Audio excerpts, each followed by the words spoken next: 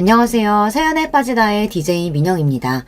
오늘 사연자는 드라마보다 더 드라마틱한 인생의 주인공이 됐다는데요.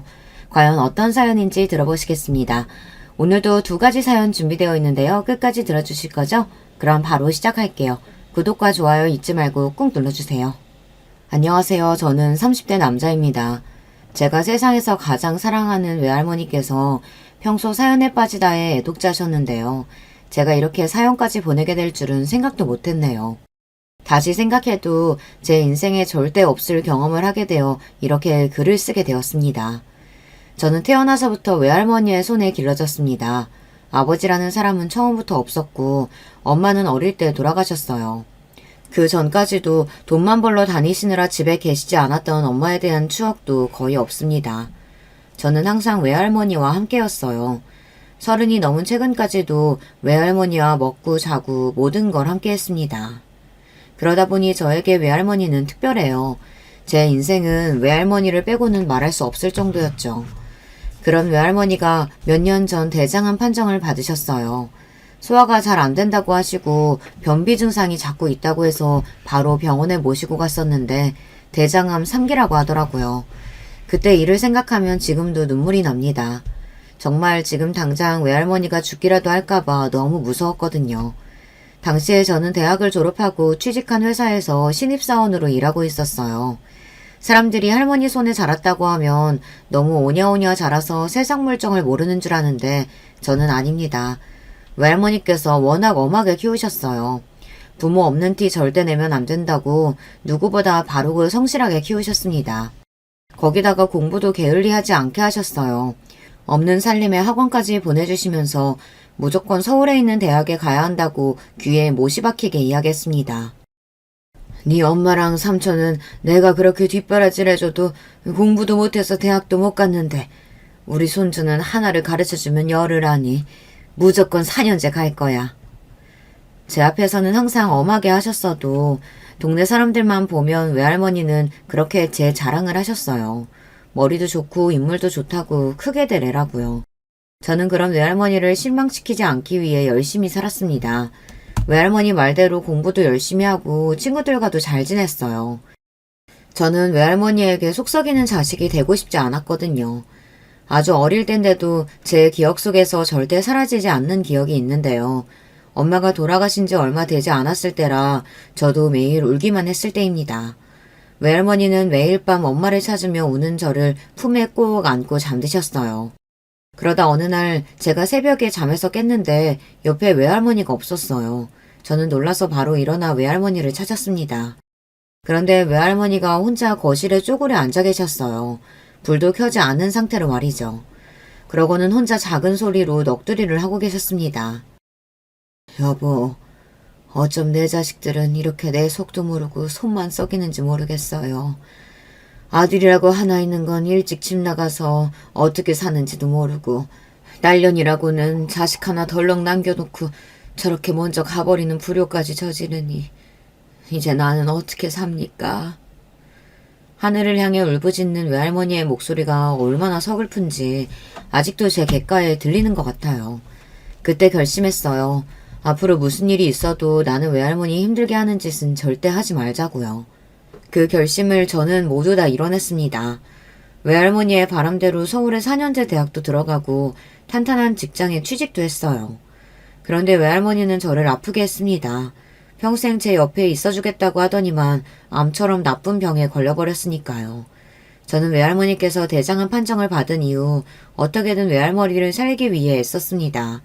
병원에서 하라는 대로 시키는 대로 다 했어요. 그런데 혼자서는 안 되는 일도 있더군요. 외할머니께서 혼자 저를 키우느라 많이 고생하셨어요. 식당 일, 남의 집 일 하면서 학원비에 학비를 다 내주셨습니다. 그랬으니 보험이 있을 리가 있나요? 병원에 갈 때마다 병원비랑 검사비가 몇십만 원씩 드는데 신입사원 월급으로는 감당하기 어려웠어요. 더군다나 항암을 받을 때마다 입원을 하셔야 하는데 유일한 보호자인 제가 출근을 해야 하니 할머니 곁에 있어드릴 수가 없었어요. 신입이다 보니 정시에 퇴근도 못하고 매일 야근이고 회사에 살다시피 하니 외할머니를 돌본다는 게 마음처럼 쉽지 않았습니다. 저는 다른 것보다 몸도 아픈데 병원에 혼자 계셔야 하는 외할머니가 걱정됐습니다. 아무래도 혼자 힘으로는 안 될 것 같아 몇 년 만에 외삼촌에게 연락을 했어요. 아무래도 사고치고 집을 나간 망난이라도 자식인데 부모가 아픈 건 알아야 할 것 같아서요. 그런데 외삼촌은 할머니가 대장암이라는 이야기를 듣자마자 재수없는 소리를 하기 시작했어요. 뭐? 암? 암은 무조건 유전인데 그런 더러운 병에 걸리면 어쩌자는 거야. 돈도 없어 죽겠는데 암보험까지 들어놔야겠네. 순간 저는 제가 잘못 들은 줄 알고 제 두 귀를 의심했습니다. 어떻게 자식이라는 인간이 어머니가 아프다는데 저딴 개소리를 할 수 있을까요?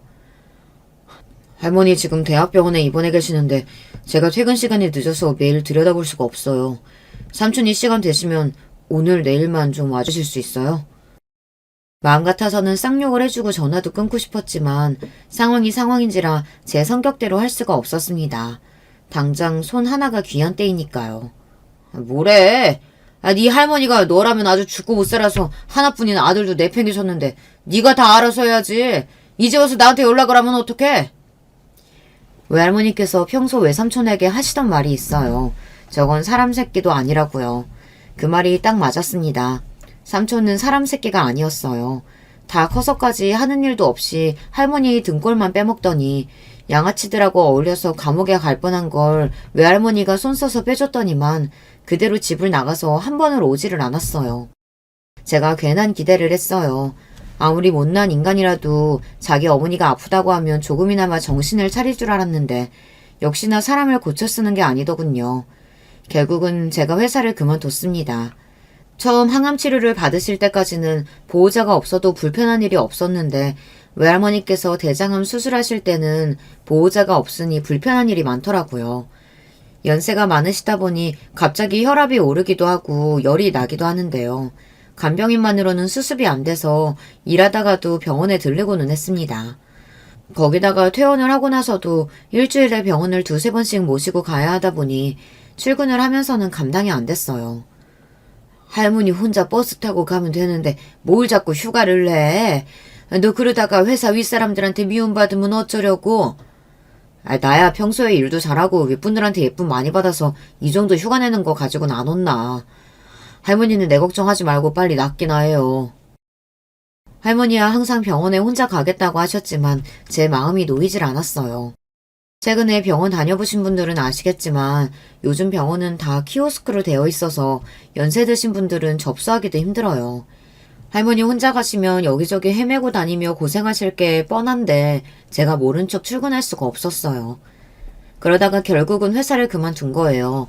그래도 첫 번째 수술까지는 어떻게든 버텼는데 수술 끝나고 바로 폐로 전이가 되고 나서는 저도 일상생활을 하기 힘들 정도로 병원에 매달려야 했습니다. 그 전에는 그래도 식사도 잘 하시고 잠도 잘 주무시고 그랬는데 전이 되고 나서는 급격히 몸이 안 좋아지시더라고요. 식사도 거의 못하고 잠도 못 주무셨어요. 매일 할머니의 상태를 확인해가며 거의 매일 병원에 가야 했습니다. 주무시다가도 갑자기 혈압이 떨어져서 위급한 상황이 몇 번이나 있었거든요. 어떤 날은 외할머니께서 주무시고 일어났는데 눈도 못 뜰 정도로 상황이 너무 좋지 않아 급하게 병원을 가느라 회사에 연락도 못한 적이 있어요. 심지어 회사에서 전화가 계속 오는데도 받을 수 없을 정도로 정신이 없었습니다. 그러다 보니 정상적으로 직장 생활을 할 수가 없었어요. 회사에 출근해도 정신은 온통 병원에 가 있으니 일도 손에 잡히질 않았죠. 회사를 그만두고 나선 마음 편하게 할머니 곁에 있을 수 있어 다행이었지만 당장 돈이 급했습니다. 암 환자들이 맞는 주사 비용이 굉장히 비싸거든요. 저는 할머니를 돌보면서 할 수 있는 일이 없을까 싶어 일을 찾아다녔습니다. 특별한 기술이 없는 제가 할 수 있는 일이라고는 일용직밖에 없었어요. 저는 곧장 건설 현장에 노동자로 근무하기 시작했습니다. 쉽게 말해서 막노동이죠. 몸은 힘들었지만 새벽에 나가 일찍 일이 끝나기도 하고 외할머니 병원 일정에 맞춰서 일을 쉴 수도 있으니 저에게는 딱이었어요. 저는 외할머니께서 암으로 투병하시는 5년 동안 건설 현장을 전전하며 일용직 노동자로 지냈습니다. 제 20대의 절반을 노동자로 지냈으니 이제는 어엿한 막노동꾼이 되었죠. 처음엔 멀끔한 양복이 아닌 허름한 운동복을 입고 출근한다는 게 창피하고 적응이 안 되기도 했지만 5년 가까이 하다 보니 이제는 셔츠나 정장이 훨씬 더 불편하더군요. 그래도 막노동도 기술이라고 5년 정도 하다 보니 노하우가 생겨 일당도 많이 올랐어요. 이제는 한 달에 20일만 일해도 웬만한 직장인보다 돈을 더 벌었습니다. 외할머니 병원비 내면서 주말에 외할머니 모시고 나들이 정도 다녀올 수 있을 정도로는 벌었어요. 저는 외할머니를 위해 쓰는 돈은 하나도 안 아까웠습니다. 오히려 더 좋은 걸 해주고 싶어서 안달이었죠. 한 번은 외할머니 생신이라 백화점에 모시고 간 적이 있어요. 곧 겨울이 다가와서 외할머니에게 좋은 패딩 하나 사주고 싶어서요.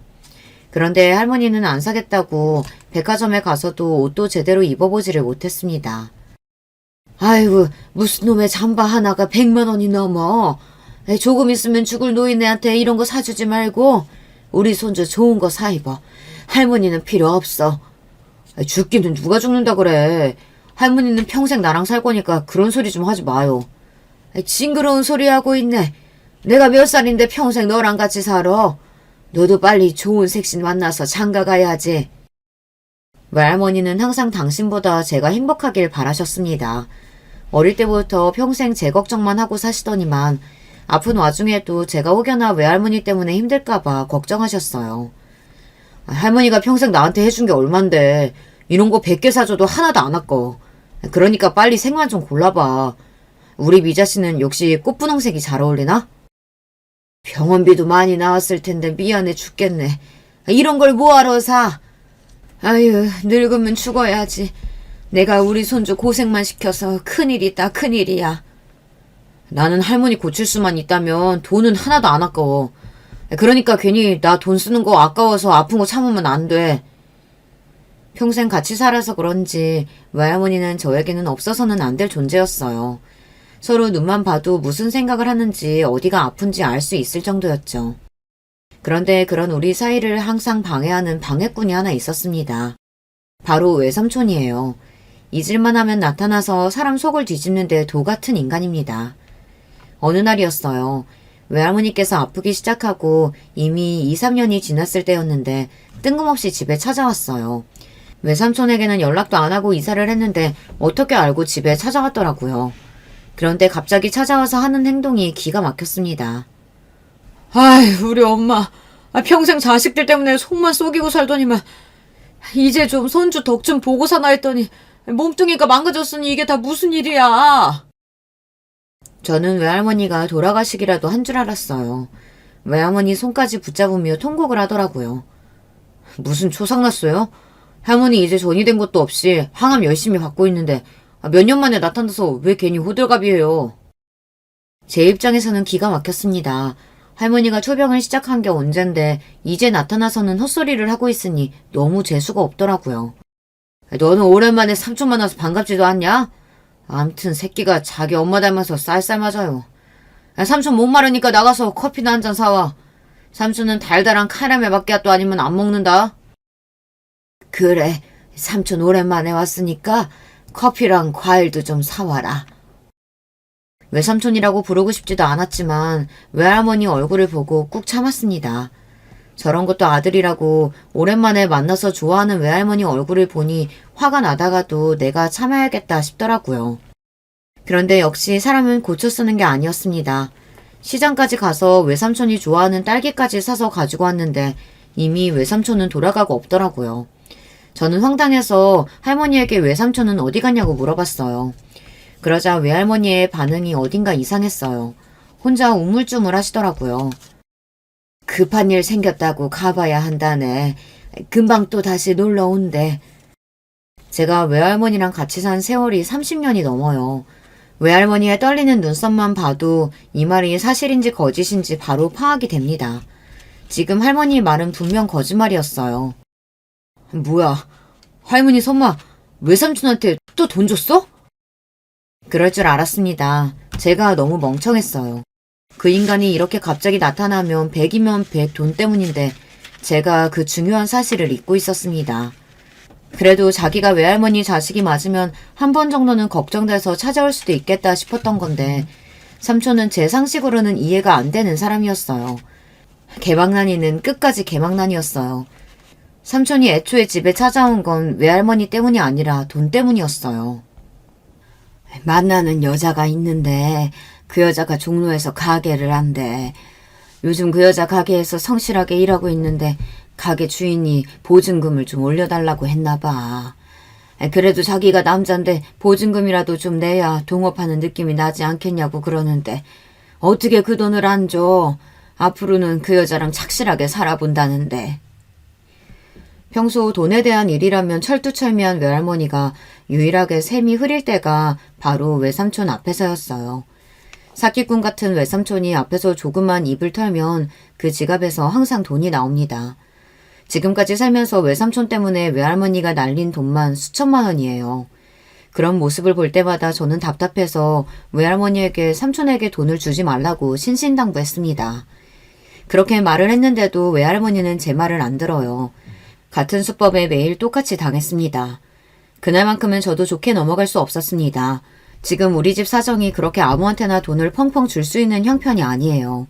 더군다나 본인은 패딩 하나 못 사고 벌벌 떨면서 쓰레기 같은 자식놈도 자식이라고 몇 년 만에 불쑥 나타나는데도 보기만 해도 좋다고 돈까지 주는 모습이 이해가 안 됐습니다. 평생 자식들 뒷바라지만 하다가 병에 걸린 자신이 안쓰럽지도 않은가 봐요. 할머니 바보야? 그 인간이 하는 말을 믿어? 왜 또 어디 가서 그 돈으로 사기치면 어쩌라고 그 돈을 줘? 그리고 우리가 돈이 어딨다고? 내가 나가서 힘들게 일해서 번 돈인데 왜 할머니 마음대로 저 인간을 주고 그러냐고. 나 속 터져서 죽는 걸 보고 싶어? 저도 그렇게까지 말하면 안 되는 거였는데 너무 화가 나서 그만 터져버리고 말았습니다. 평소 같으면 제 말에 할머니도 소리를 지르고 반박을 하셔야 하는데 그날만큼은 할머니가 조용하시더군요. 그러더니만 입을 꾹 다물고 눈물을 뚝뚝 흘리셨어요. 이 할미가 이제 노만까지 났나 보다. 네 말이 다 맞아. 내가 저 새끼한테 돈을 안 준다고 그렇게 다짐다짐을 했는데 또 내가 정신이 나가서 우리 손주가 고생해서 번 돈 저런 새끼한테 줬다.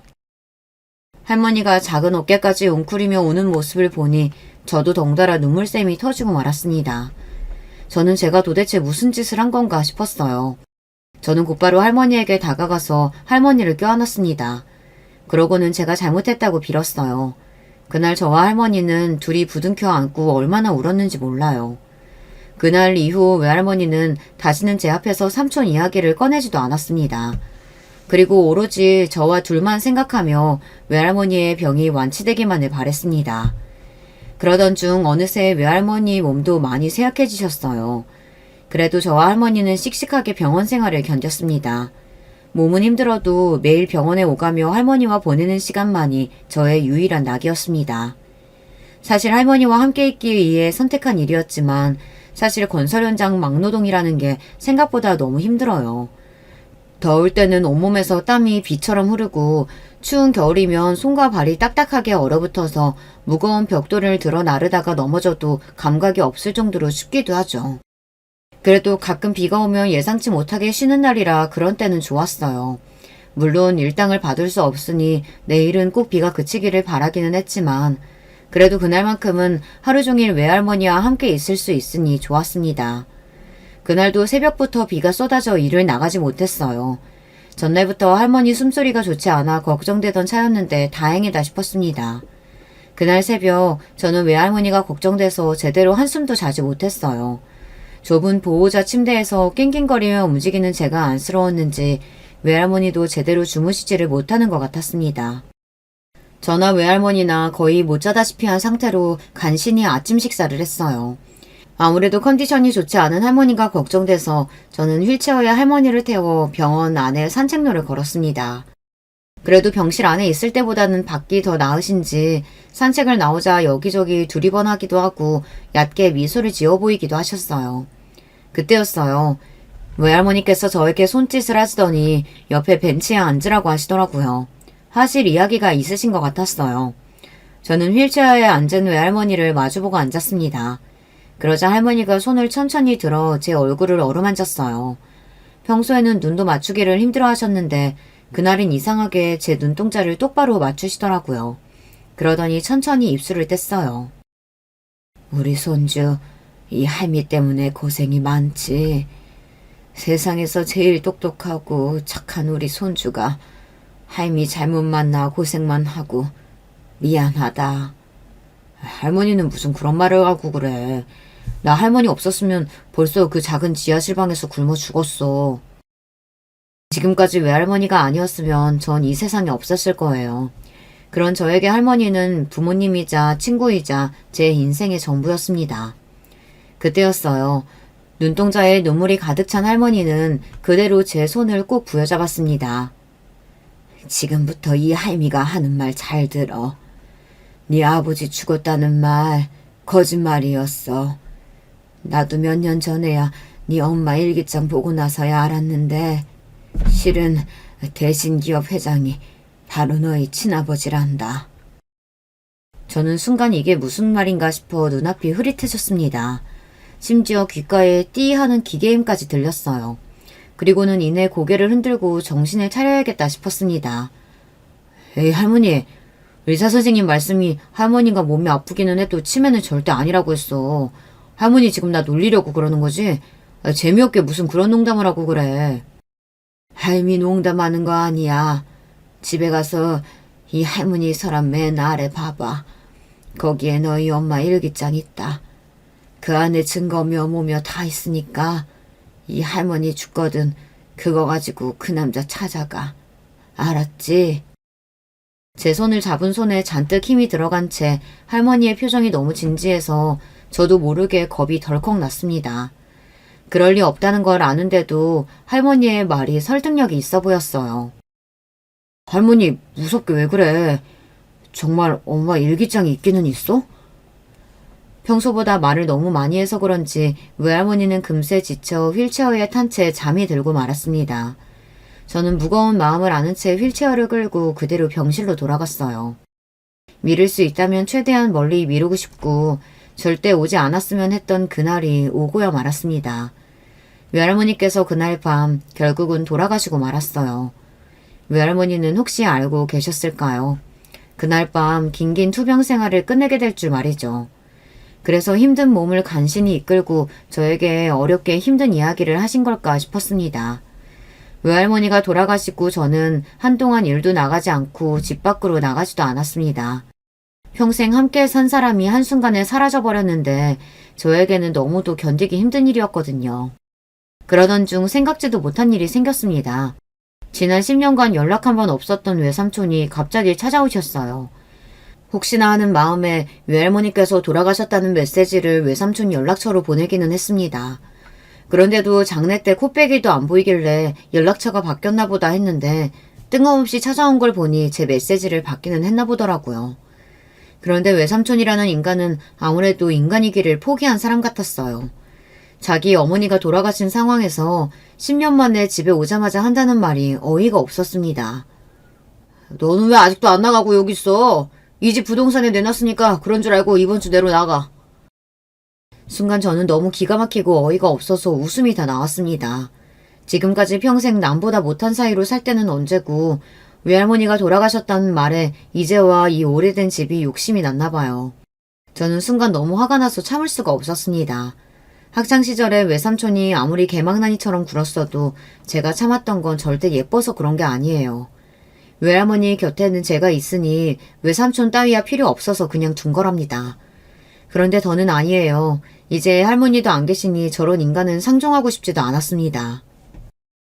이 집이랑 당신이 무슨 상관이 있다고 걸리니 어쩌니 하면서 떠들어. 이 집은 나랑 할머니랑 평생 벌어서 산 우리 집이야. 당신한테 10원 한 푼도 내어줄 생각 없으니까 당장 이 집에서 꺼져. 외할머니를 생각하면 절로 눈물이 나는 게 외할머니 인생이 너무 슬퍼요. 외할머니는 살아생전 자식들 덕이라고는 본 적이 없는 분이에요. 가진 걸 다 뺏기면 뺏기면서 살았죠. 외할아버지께서 일찍이 돌아가시면서 남기신 거라고는 다 낡아빠진 집 한 채였어요. 그 집이야 혼자 자식 둘 키우느라 진작 다 날리고 집도 없이 사셨답니다. 그 이후에는 외할머니께서 평생 남의 집 일을 해서 번 돈으로 세 식구가 살았대요. 나중에는 있는 돈이란 돈은 성인이 된 외삼촌이랑 엄마에게 다 줘서 내보내고 외할머니 혼자 사시면서도 악착같이 돈을 모아 전셋집을 구해 제가 생길 때까지 혼자 사셨습니다. 엄마 돌아가시고 저와 외할머니 둘만 남겨지고 나서는 저도 아르바이트를 하며 외할머니에게 보탬이 되기 위해 노력했어요. 대학 졸업하고 취직해서 몇 년 동안 모은 돈은 일절 안 쓰고 모두 모아 다 할머니에게 몽땅 다 가져다 드렸습니다. 외할머니에게 갖다 드리는 돈이 아까웠던 적은 평생에 단 한 번도 없었어요. 그만큼 외할머니도 저를 위해 사셨으니까요. 지금의 이 집이 그렇게 둘이 열심히 일해서 모아서 산 우리 집이었습니다. 방 2개에 화장실 하나짜리 작은 집이었지만 저와 할머니에게는 그 어떤 집보다 대단하고 아늑한 공간이었어요. 그런데 외삼촌이라는 인간이 우리에게 그런 집을 빼앗아 가려고 하니 끓어오르는 분노를 참을 수가 없었습니다. 외할머니가 대장암으로 투병한 게 벌써 5년이 넘었습니다. 그동안 한번 찾아오거나 연락 한번 한 적도 없으면서 이제와 저딴 소리를 하니 인간 같지도 않더군요. 그래봤자 너는 손자야. 우리 엄마 아들은 나가라고. 우리 엄마가 죽었으면 그 재산은 당연히 내 거지. 이 집은 내 거야. 이번 주 내로 무조건 나가. 알았어? 외삼촌이라는 인간은 막무가내로 소리를 질러대더니만 문을 박차고 나가버렸습니다. 그 순간 저는 잊고 있던 분노가 단번에 끌어올랐어요. 외할머니를 간호하는 동안 외할머니의 건강만을 생각하느라 나쁜 생각은 하나도 하지 않았었는데 외삼촌을 만난 순간 잊고 있었던 지난날의 악몽과 절망감이 한꺼번에 몰려왔습니다. 그제서야 저는 정신이 번쩍 들었어요. 저는 바로 부동산에 전화부터 했습니다. 외삼촌이 멋대로 부동산에 집을 내놨다는 게 생각이 나서요. 부동산에 전화해서 저는 집을 내놓을 생각이 없다고 말했습니다. 그런데 부동산 아저씨가 하는 말이 기가 막혔어요. 조금 전에 그 집 할머니 아들이 왔다 갔는데 어머니 돌아가셨다고 집 무조건 내놓다고 하던데. 자기가 집주인이라고요. 제가 할머니 모시고 살던 손자예요. 이 집은 제가 증여받기로 했으니까 팔 생각 없어요. 그러니까 다음번에 삼촌이 가서 집 내놓겠다고 이상한 소리 해도 절대 들은 척 하지도 마세요. 제가 제 입으로 이런 소리까지 해야 한다는 게 화가 났지만 이제는 제가 더 강해져야 했습니다. 저의 영원한 보호자였던 외할머니가 이제 제 곁에 없으니까요. 제가 스스로 저를 지켜야 했습니다. 저는 더 이상 바보처럼 집구석에 처박혀 있으면 안 되겠다 싶었습니다. 저는 그 길로 바로 집 정리부터 했어요. 할머니 짐을 다 꺼내서 버렸습니다. 하나하나 저와 할머니의 추억이 깃들지 않은 물건이 없어서 저는 짐 정리를 하는 내내 눈물을 펑펑 쏟으며 정리를 했어요. 그러던 중 생각지도 못했던 일이 있었습니다. 할머니가 말했던 대로 서랍장 맨 아래 처음 보는 수첩이 하나 있었어요. 한눈에 봐도 오래되어 보이는 수첩이었습니다. 그 수첩을 본 순간 저는 심장이 빠르게 뛰기 시작했어요. 이게 바로 외할머니께서 말씀하신 엄마의 일기장이라는 걸 보자마자 알 수 있었거든요. 저는 그 자리에 앉아 단숨에 엄마의 일기장을 모두 다 읽었습니다. 엄마의 일기장 안에는 충격적인 내용이 담겨 있었어요. 그 안에는 엄마가 아버지라는 사람을 만나 어떻게 연애를 했는지, 어떻게 저를 가지게 됐는지 적혀 있었어요. 그리고 가장 쇼킹했던 건 제 아버지의 정체였습니다. 할머니가 말한 대로 현재 대신기업 회장이 맞았어요. 저를 낳기 전 엄마와 아버지가 처음 만났을 때 아버지라는 사람은 흔히 말하는 재벌 2세였더라고요. 부모만 믿고 하는 거 없이 놀다 부산 해운대에서 두 분이 처음 만나게 됐답니다. 친구들과 해수욕장에서 놀고 있는 엄마를 보고 첫눈에 반한 아버지가 말을 건 덕분에 인연이 됐대요.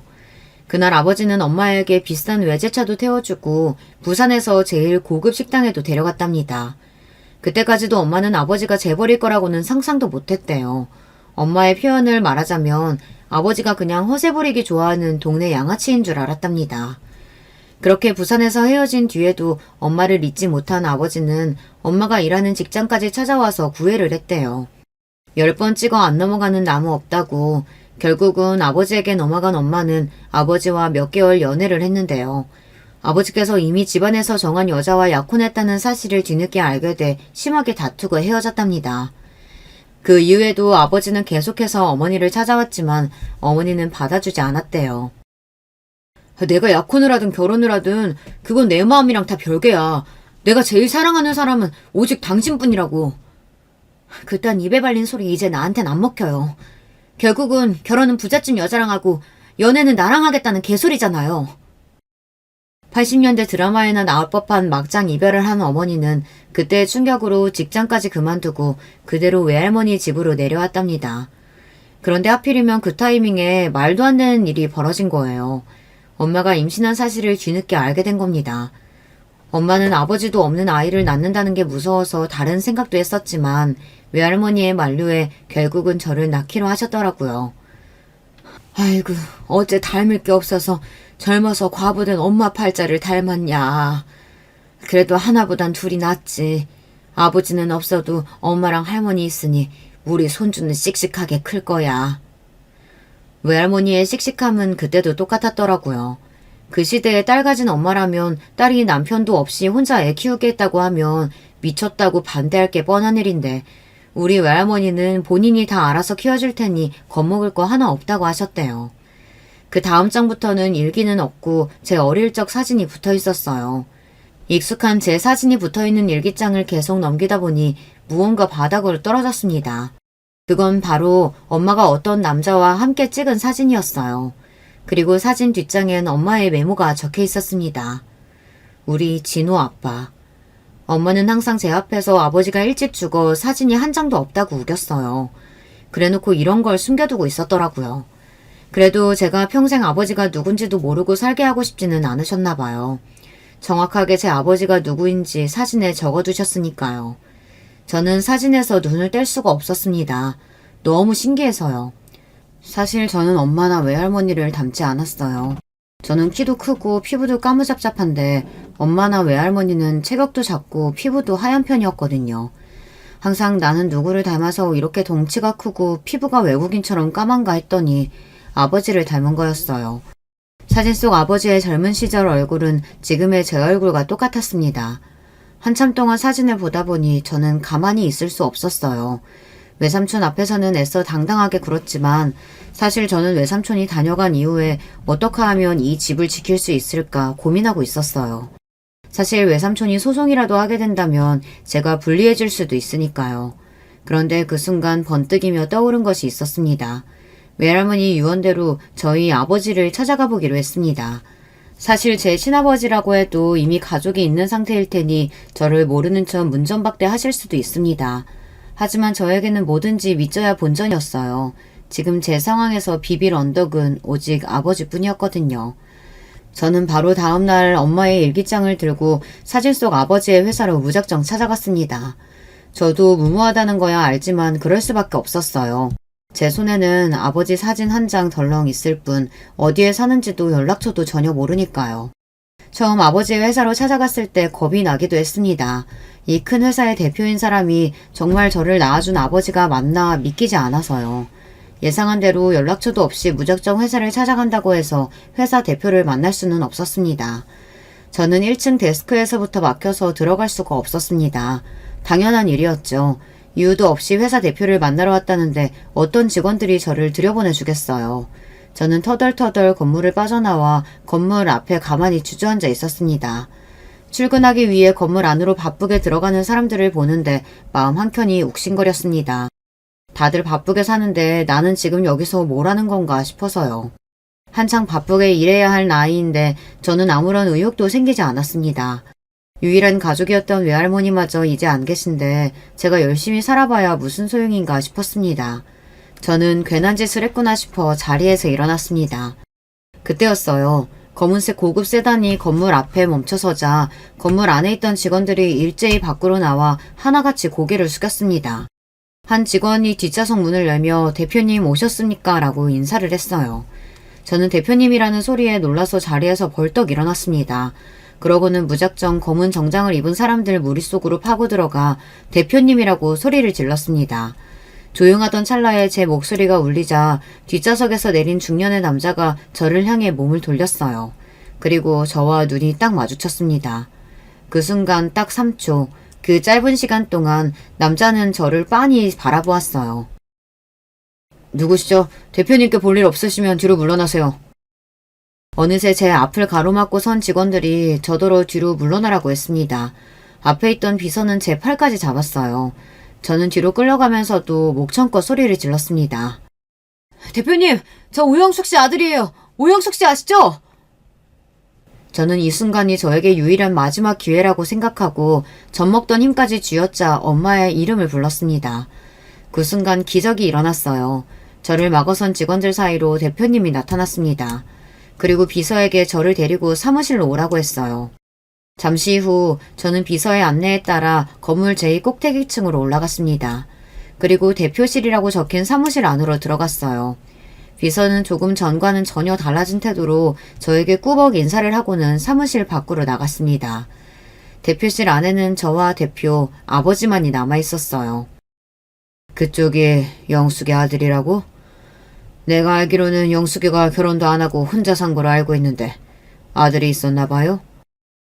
아버지는 엄마와 헤어진 지 30년이 훌쩍 넘었는데도 엄마를 영숙이라고 부르셨습니다. 더군다나 엄마가 결혼하지 않고 혼자 살았다는 사실도 알고 계셨어요. 알고 보니 엄마와 헤어지고 나서도 엄마가 어떻게 지내는지 여기저기 수소문을 하셨나 보더라고요.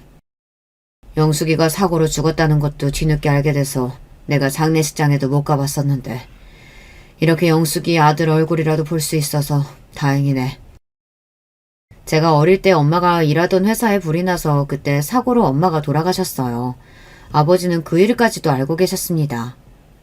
근데 자네가 여기는 무슨 일로? 그 순간 저를 빤히 바라보던 아버지의 눈빛은 알카로웠습니다. 아무래도 제가 여기까지 뭐하러 왔는지가 제일 궁금하신 것 같았죠. 그 순간 역시 회사 대표라는 자리는 아무나 있는 게 아니구나를 느꼈습니다. 저는 깊은 숨을 한번 몰아쉬고는 어머니의 일기장을 꺼냈습니다. 그리고 어머니 일기장 사이에 있던 사진도 바로 위에 올려뒀어요. 어머니 돌아가시고 나서 저는 외할머니 손에 길러졌어요. 최근에 외할머니께서 돌아가셨는데 외할머니께서 이상한 소리를 하시더라고요. 제가 대표님 아들이라고요.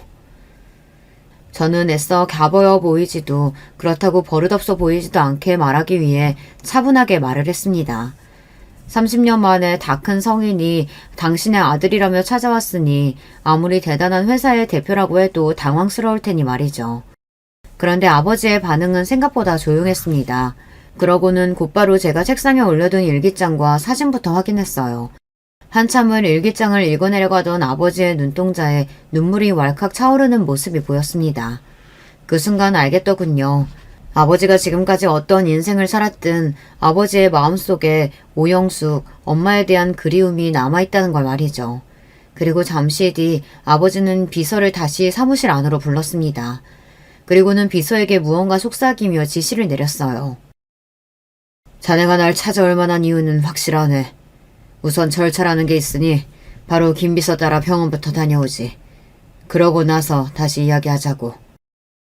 물론 지난 30년 동안 만나지 못했던 부자지간이라고 해도 서로 부둥켜 안고 엉엉 우는 장면을 기대한 건 아니었지만 이런 상황까지는 예상하지 못했습니다. 아버지라는 분은 제가 생각한 것보다 훨씬 더 이성적이었어요. 저는 곧바로 비서의 안내를 따라 한 병원으로 갔습니다. 그러고는 병원에서 시키는 대로 유전자 검사를 받았어요. 그리고 며칠 뒤 집으로 김 비서와 웬 남자들이 우르르 찾아왔습니다. 막 일을 마치고 들어온 상태라 땀범벅이라 씻으려고 했는데 남자들이 제멋대로 들어와 제 짐을 싸기 시작하더라고요. 댁에서 대표님께서 기다리고 계십니다. 지금 바로 댁으로 모실 테니 중요한 짐들만 정리해서 나오세요. 나머지는 저희가 하겠습니다. 아버지의 비서는 딱딱한 얼굴로 지금 바로 댁으로 모시겠다고 했습니다. 저는 어리둥절한 표정으로 비서를 따라 차에 탔어요. 잠시 뒤 믿을 수 없는 일이 벌어졌습니다. 제가 탄 차는 대궐 같은 대문 안으로 들어갔어요. 저는 태어나서 그런 집은 처음 봤습니다.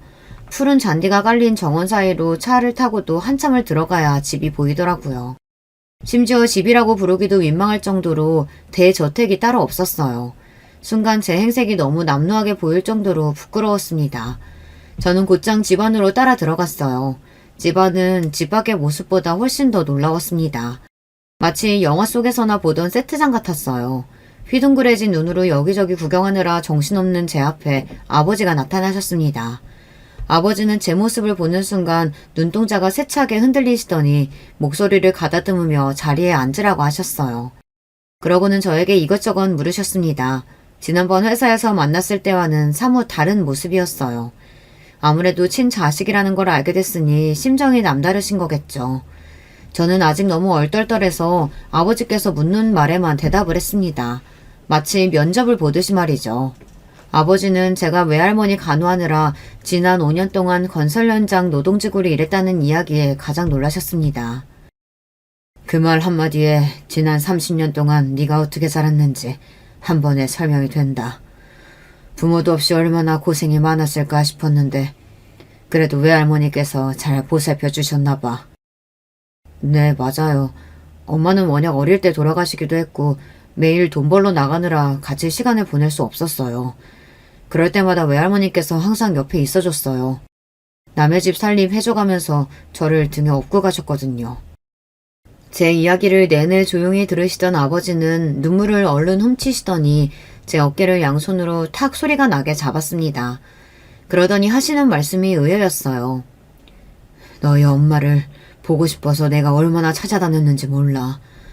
만약 네 엄마한테 네가 있다는 사실을 알았다면 내가 널 절대 힘들게 두지 않았을 거다. 이제라도 내가 네 존재를 알았으니 지금부터는 네 삶이 달라질 거야. 안 그래도 나한테 자식이 하나도 없어서 평생 외롭게 살았는데 이런 순간에 나한테 네가 찾아와줘서 얼마나 고마운 줄 모른다. 몰랐었는데 아버지께는 자식이 하나도 없었다네요. 엄마와 헤어지고 결혼한 분과 20년 정도 함께 사셨지만 아이가 생기지 않아 낳지 않았답니다. 그러다가 10년 전 결국은 이혼하시고 현재 혼자셨어요. 아버지는 평생 엄마를 그리워하며 이 큰 집에서 혼자 살고 계셨던 겁니다. 아버지도 지금까지 제가 살아온 이야기를 듣고 저를 너무도 안쓰러워하셨지만 아버지가 살아온 인생도 제가 보기엔 많이 외로워 보였어요. 앞으로는 그 힘든 막노동 안 해도 돼. 지금 당장 회사에 들어와서 일부터 배워라. 알아보니까 너 멀쩡하게 좋은 대학 나오고 직장 생활도 했었다며. 그 실력을 왜 썩히고 있어? 그리고 다 쓰러져가는 그 집에서도 당장 나와. 난 내 아들이 그런 꼴로 사는 건 죽어도 못 본다. 아버지는 지금까지 제게 못해준 걸 모든 걸 해주겠다고 하셨어요. 하지만 제가 바라는 인생은 그런 게 아니었습니다. 아버지, 제가 뭘 한다고 갑자기 회사에 들어가서 경영 공부를 하겠어요. 아무것도 모르는 제가 아버지 회사 물려받는 건 말도 안 되죠. 제가 정식으로 회사에 면접 봐서 입사할 테니까 그때까지 기다려주세요. 그리고 지금 사는 집은 저와 할머니의 추억이 너무 많아서 그 누구에게도 팔고 싶지 않아요. 사람들은 들으면 저더러 바보냐고 왜 알아서 들어온 복을 스스로 걷어차냐고 하겠지만 저는 제 주제를 너무나 잘 압니다. 제가 해보지도 않고 무조건 못하겠다는 게 아니에요. 아버지라는 말조차 어색한 지금 아버지가 지금까지 이뤄내신 것들을 제가 망칠 수는 없었어요. 하루아침에 나타난 대표 아들이라고 해도 저는 지난 5년 동안 건설 현장에서 막노동하던 사람이에요. 갑자기 경영 수업을 받는다고 아버지처럼 될 수는 없습니다. 정식으로 제 경력을 가지고 입사해서 아버지에게 보탬이 되는 아들이 되기 위해 노력할 겁니다. 그래서 정당하게 아버지에게 보여드릴 거예요. 아버지가 저의 존재조차 모르고 있었던 사이 외할머니가 저를 얼마나 잘 키우셨는지 말이죠. 그리고 집은 아버지 말씀대로 아버지 집으로 들어오기로 했습니다. 오랫동안 혼자 사신 아버지에게 진짜 가족이 되어드리고 싶으니까요. 하지만 저의 지난 30년을 몽땅 다 쏟아부은 집을 팔 수는 없었습니다. 외삼촌에게도 무슨 일이 있어도 뺏기지 않을 거예요. 아버지는 다행히도 저의 생각을 모두 다 지지해 주셨습니다. 회사도 정정당당하게 면접 봐서 들어오라고 하셨고 집도 원하는 대로 하라고 하셨어요. 단 한 가지 아버지께서 도와주신 일이 있었습니다. 바로 외삼촌과의 집에 대한 소유권 문제였어요. 제 상황을 전혀 모르는 외삼촌은 정말로 저에게 집을 가지고 소송을 했어요. 본인이 외할머니의 유일한 아들이니 집은 자기 거라고요.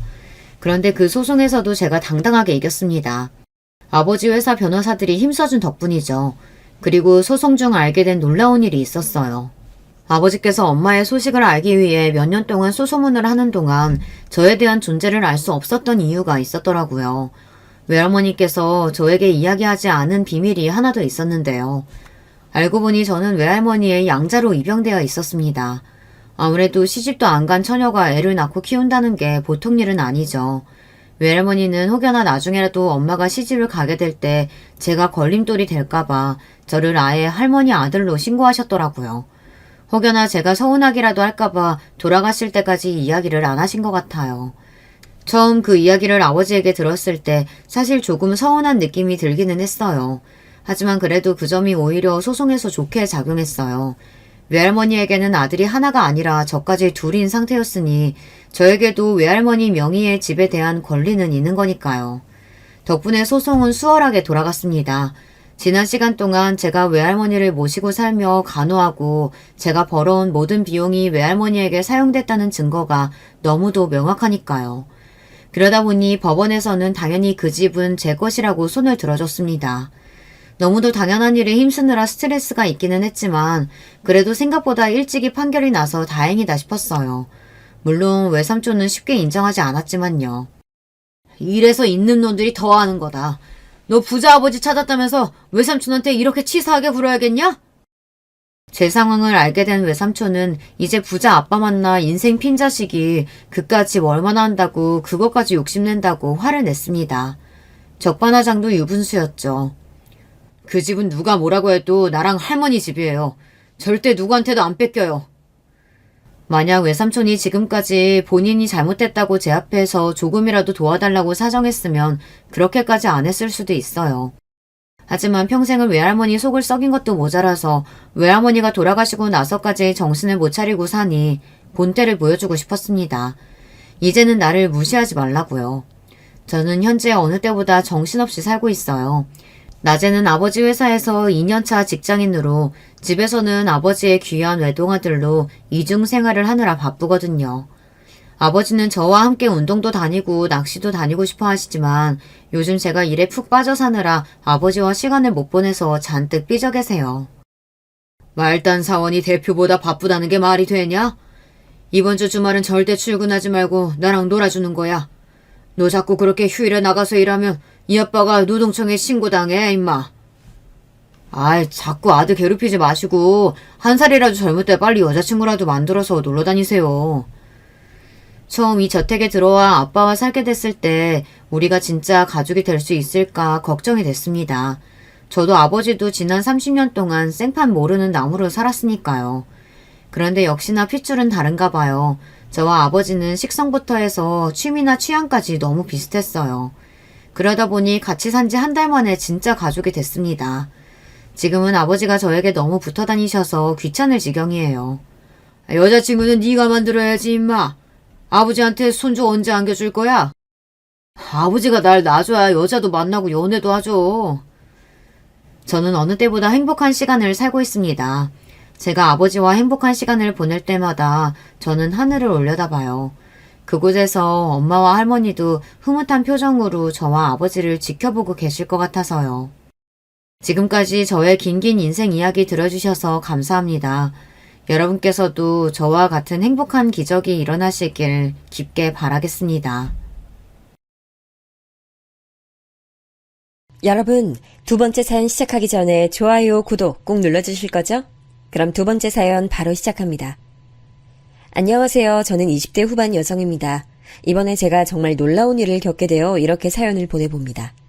저는 어렸을 때 바닷가 근처에서 살았습니다. 엄마와 아빠는 두 분 다 이 바닷가 마을에서 평생을 함께 놀고 지내며 자라셨어요. 그런데 제가 중학교 입학했을 무렵 아빠가 교통사고로 돌아가셨어요. 아빠는 밤낚시를 정말 좋아하셨는데요. 그날도 아빠는 집 근처 바닷가에 혼자 밤낚시를 다녀오시다가 집 앞 도로에서 음주운전으로 과속을 하던 차에 치여 돌아가셨어요. 바로 집 앞 도로에서 벌어진 일이라 엄청나게 큰 소리를 듣고 깬 엄마와 제가 불이 나게 밖으로 달려나갔던 일이 아직도 기억납니다. 엄마는 교통사고 난 사람이 아빠라는 걸 알고 그 자리에서 혼절하셨어요. 저는 충격에 빠진 엄마를 부둥켜 안고 그 자리에서 오열했습니다. 술이 거나하게 취해 있던 운전자는 경찰이 와도 정신을 못 차리더라고요. 정말 끔찍했던 기억이라 그때 이후 엄마랑 저는 큰 소리가 나면 가슴이 빨리 뛰고 식은땀이 나는 후유증이 생겼습니다. 아버지가 돌아가신 이후 전업주부였던 엄마는 하루아침에 생활전선에 뛰어드셨습니다. 중학생이던 저도 엄마를 돕기 위해 밤새도록 같이 부업으로 인형 눈을 붙이기도 했죠. 하지만 그것만으론 두 식구가 살 길이 막막했어요. 하루는 평소처럼 인형 눈을 붙이고 있는데 엄마가 제게 이렇게 물어보시더라고요. 은수야, 엄마가 만약 음식 가게 열면 어떨 것 같아? 분식집 같은 거? 난 좋아. 내 친구 부모님도 분식집 하시거든. 분식집은 아니고 해장국 같은 거 파는 식당은? 해장국이면 엄마가 아빠한테 자주 만들어주던 거? 좋지. 엄마 해장국 진짜 잘하잖아. 사람들이 다 좋아할걸? 엄마 요리 완전 이거잖아, 이거. 저는 엄마의 질문에 양손 엄지를 치켜들었습니다. 엄마는 음식 솜씨가 정말 좋으셨거든요. 얼마나 좋았냐면 동네 아주머니들이 엄마만 보면 엄마만의 요리 비법 좀 알려달라고 조르고 집에 중요한 행사가 있을 때면 엄마에게 돈을 주고 요리 좀 해달라 부탁할 정도였습니다. 그 중에서도 엄마가 제일 잘하시는 요리는 해장국이었는데요. 엄마는 아빠가 밤낚시를 다녀오시거나 술 한잔 하신 다음 날에는 반드시 커다란 냄비 한가득 해장국을 끓여 놓으셨어요. 생전 입맛이 까다로워서 별명이 미식가였던 아빠도 엄마의 해장국을 드실 때만큼은 언제나 칭찬 일색이셨어요. 야, 시원하다 여보. 당신이 끓인 해장국은 당장 나가서 팔아도 손색 없을 정도야. 최고야 정말로. 저는 엄마가 인형 눈알 붙이기 같은 부업보다는 잘하시고 좋아하시는 일을 했으면 했거든요. 제가 좋다고 하자 엄마는 확실하게 마음을 정하셨는지 바로 식당 개업 준비를 했습니다. 우선 엄마와 저는 원래 살고 있던 집을 팔기로 했어요. 사실 아빠가 돌아가신 도로를 매일 바라보며 사는 건 너무 괴로운 일이었거든요. 그리고 집이 팔린 날 엄마의 지인이 살고 계신 지방으로 이사를 했습니다. 거기서 엄마는 지인의 소개로 근처 시장거리에 작은 가게를 싼 값에 얻었어요.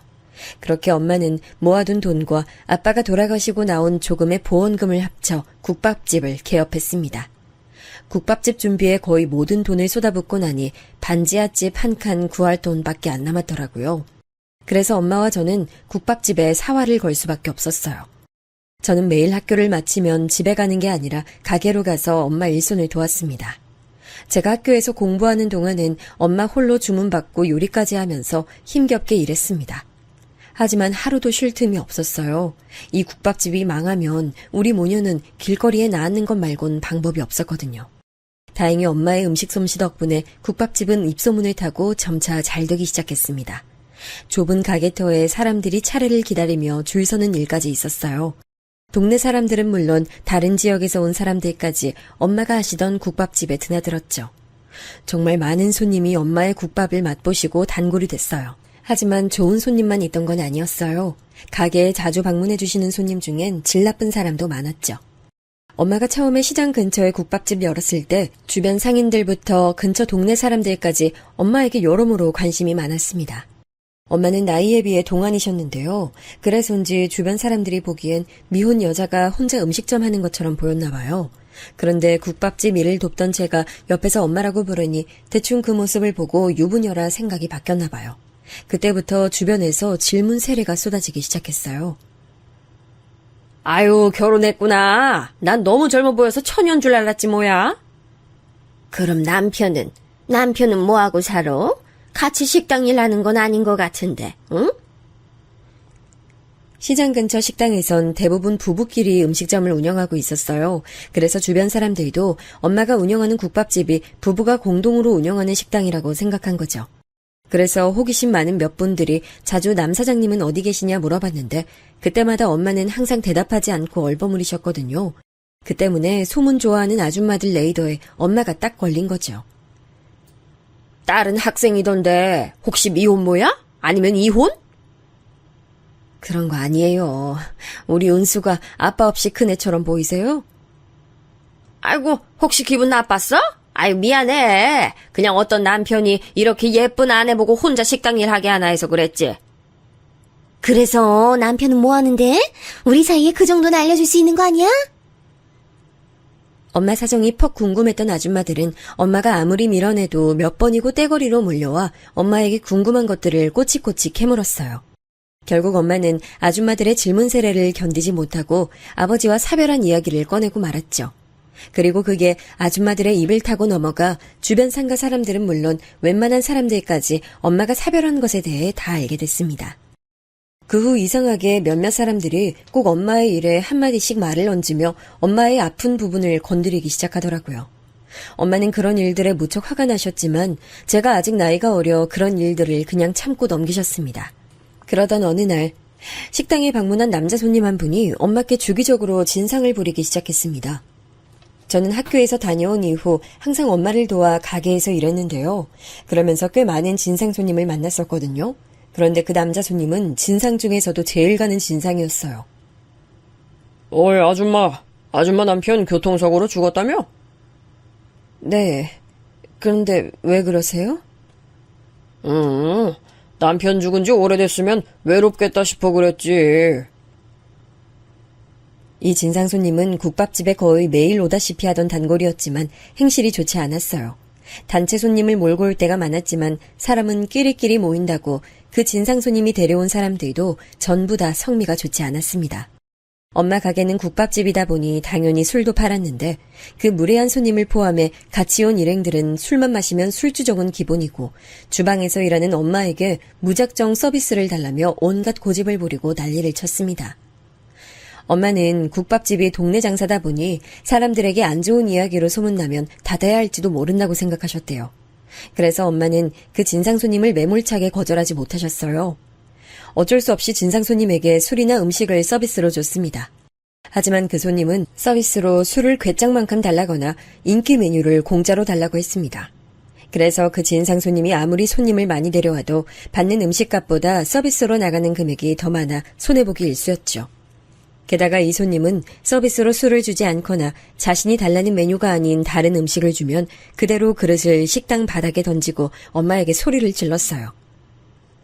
아니, 내가 이 가게에서 국밥을 얼마나 많이 팔아줬는데 고작 이따위 서비스를 내놔? 지금 단골인 날 무시하는 거야? 왜 이러세요, 손님? 제가 손님을 무시했다니요. 제가 언제 그랬다고 이러세요. 이게 무시가 아니면 뭐야? 이딴 풀쪼가리 반찬 따위를 서비스랍시고 내오는 게 무시지? 엄마는 가게에 그 진상 손님이 오면 아무리 바빠도 저를 가게에 딸린 작은 방에 밀어넣고 절대 나오지 못하게 했어요.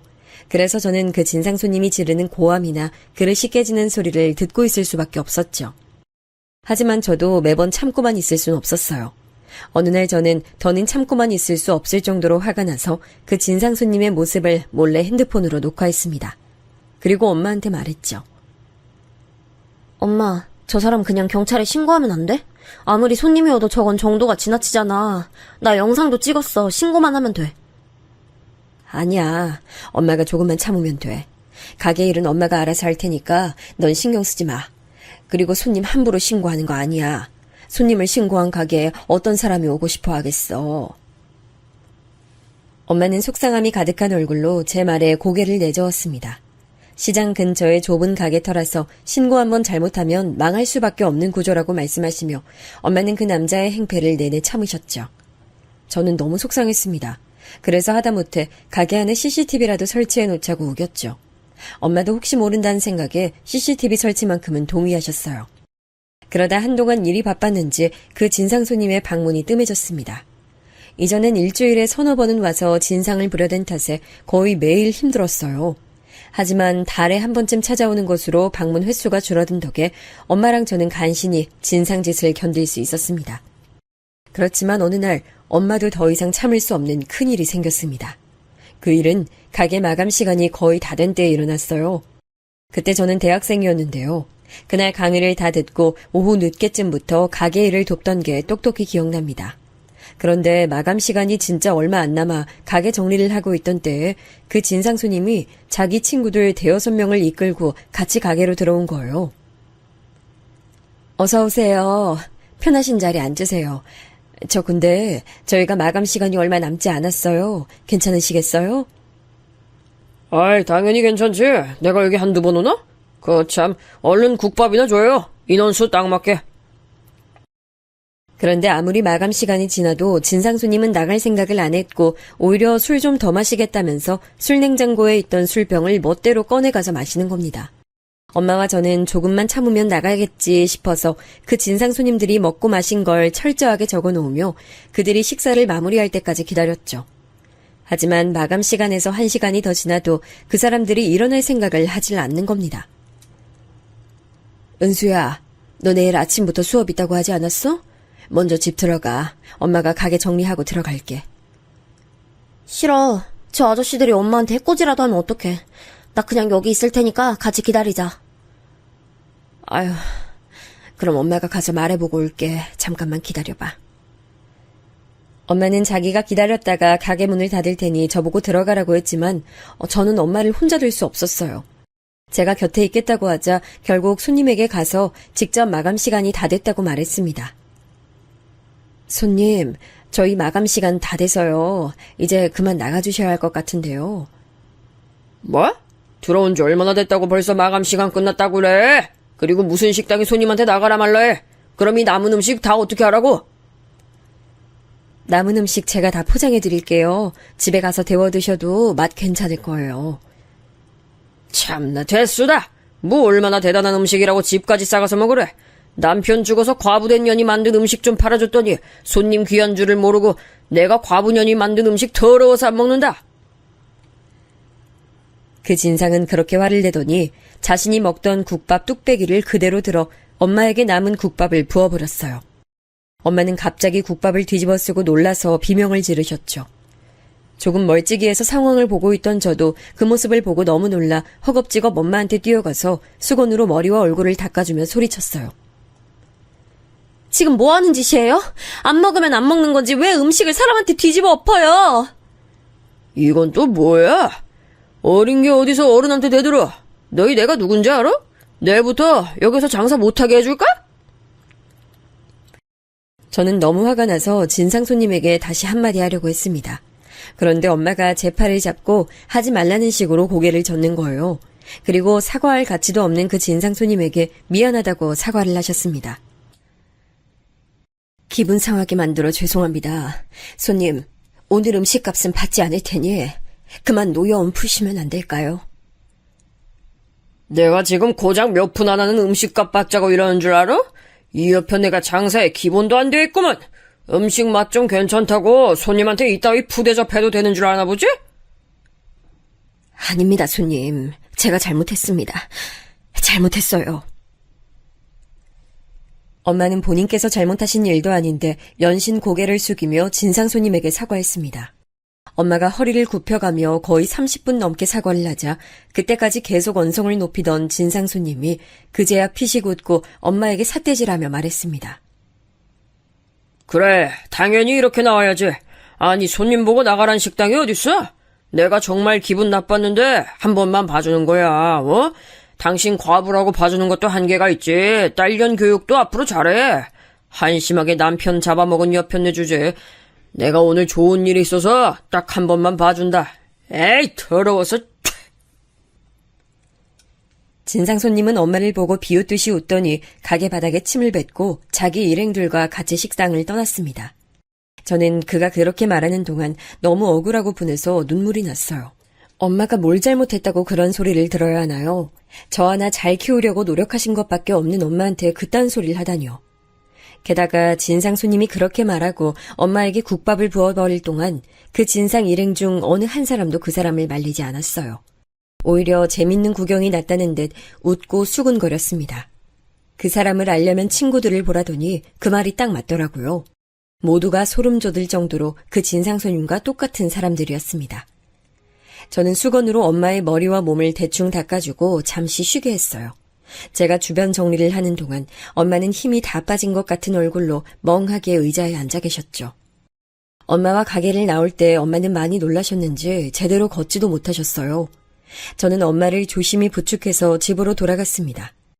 다행히도 시간이 많이 지나 국밥이 식어 있었기에 엄마는 화상을 입거나 크게 다치진 않았어요. 하지만 그날 엄마는 마음에 큰 상처를 많이 받았던 것 같습니다. 제가 다음날 가게를 좀 쉬는 게 어떻겠냐 물었더니 엄마는 힘없이 그러겠다고 하시더라고요. 엄마가 가게를 쉬겠다고 한 건 그날이 처음이었어요. 그동안 엄마는 국밥집을 시작하고 단 하루도 쉬지 않으셨거든요. 제가 아무리 쉬라고 말씀을 드렸어도 말이에요. 그런데 그 일이 있고 나서는 가게를 일주일 동안 쉬셨습니다. 그 일을 겪고 저도 정말 울분을 느끼고 답답함에 가슴을 쳤는데 그런 수모를 겪으신 엄마는 얼마나 더 힘드셨겠어요. 쉬는 동안 엄마는 방에 종일 누워만 계셨어요. 제가 방에 온종일 누워 계시는 엄마가 걱정되어 조심스럽게 다가가 보면 울고 계신 적도 많았어요. 생각해보면 엄마는 제가 중학교 때부터 대학교를 졸업할 때까지 국밥집을 하셨으니 10년 동안 가게를 운영하신 건데 그동안 그 무례한 손님 때문에 얼마나 힘드셨을지 생각하니 마음이 너무 아팠습니다. 그래서 저는 조심스럽게 엄마한테 말씀드렸어요. 엄마, 이제 그 국밥집 그만하고 다른 일 하는 게 어때? 난 따로 아르바이트 하면 되니까 걱정하지 말고. 이 나이에 무슨 다른 일을 해. 국밥집 말곤 할 수 있는 일도 없는데. 아니야. 찾아보면 분명히 다른 일 있을 거야. 뭐 그건 차차 생각하고. 우리 기분 전환할 겸 여행 다녀올까? 생각해보니까 우리 근 10년 동안 어디 놀러 간 적도 없잖아. 응? 엄마. 그러게. 네 아빠 그렇게 가고 어디 여행 한 번을 안 다녔네. 응. 그러니까 같이 어디 여행이라도 가자. 엄마 가고 싶은 곳이면 난 어디든 좋아. 그렇게 저는 대학교 방학 기간에 맞춰 가게 문을 닫고 엄마랑 며칠간 국내 여행을 떠났습니다. 그동안 엄마랑 맛있는 것도 먹고 쉬다 보니 엄마 얼굴에도 다시 웃음꽃이 피시더라고요. 여행지에서 엄마와 이것저것 많이 사고 사진도 많이 찍었습니다. 한 번도 엄마랑 여행다운 여행을 다녀온 적이 없어서 더 열정적으로 여행을 즐겼어요. 그 후 여행에서 돌아온 저는 엄마와 찍은 사진을 보며 여행지에서 있던 일들을 다시 생각하고 있었어요. 그중에 엄마가 분위기 있고 예쁜 옷가게에서 했던 말이 떠올랐습니다. 아유, 은수야, 이 옷 좀 봐봐. 옷들이 어쩜 이렇게 다 고운지 모르겠네. 매일 이런 예쁜 옷만 입으면 너무 좋겠다. 그러기만 하면 다른 소원이 없겠어.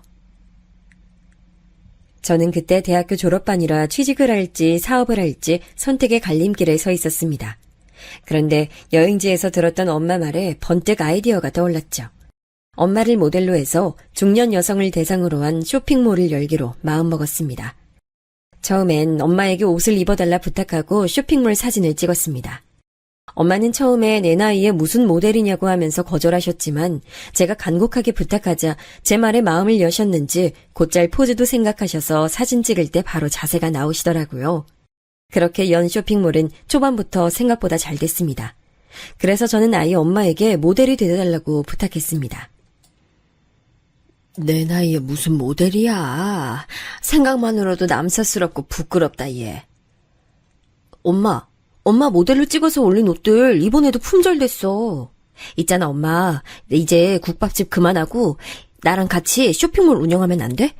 생각보다 쇼핑몰이 잘 돼서 나 엄마 도움 없이 못할 것 같단 말이야. 응? 엄만 제 말에 며칠 동안 깊게 고민하셨어요. 그리고 결국 그동안 하던 국밥집을 정리하고 저와 같이 쇼핑몰을 운영하기로 결정하셨습니다. 엄마가 제 부탁을 들어주셔서 얼마나 기뻤나 몰라요. 그래서 엄마 마음이 바뀌기 전에 빨리 국밥집을 정리하자고 졸랐죠. 엄마가 하던 국밥집은 크기는 작지만 목도 좋고 그동안 인기도 많았기 때문에 금방 좋은 가격에 넘어갔습니다. 그 후 저는 쇼핑몰을 운영하느라 바쁜 나날을 보냈습니다. 특히 엄마를 모델로 사진을 찍는 일에 가장 공을 들였죠. 쇼핑몰 모델이 된 엄마는 행복해 보였어요. 전 엄마의 얼굴에 웃음꽃이 핀 게 정말 좋았습니다. 근데 그보다 더 가장 좋았던 건 엄마가 다시는 진상 손님을 만날 일이 없다는 거였어요. 물론 쇼핑몰을 운영할 때에도 진상 손님이 있었어요. 하지만 그때 국밥집에서 엄마와 함께 겪었던 진상 손님에 비하면 쇼핑몰 진상 손님은 아무렇지도 않았습니다. 오히려 그 일에 비교해서 생각하면 별거 아닌 것처럼 느껴졌죠. 저는 다시는 엄마가 그런 험한 일을 겪거나 참지 않도록 열심히 쇼핑몰을 운영해 성공하려고 노력했어요. 그렇게 저는 엄마와 같이 쇼핑몰을 운영하면서 많은 사람을 만났습니다.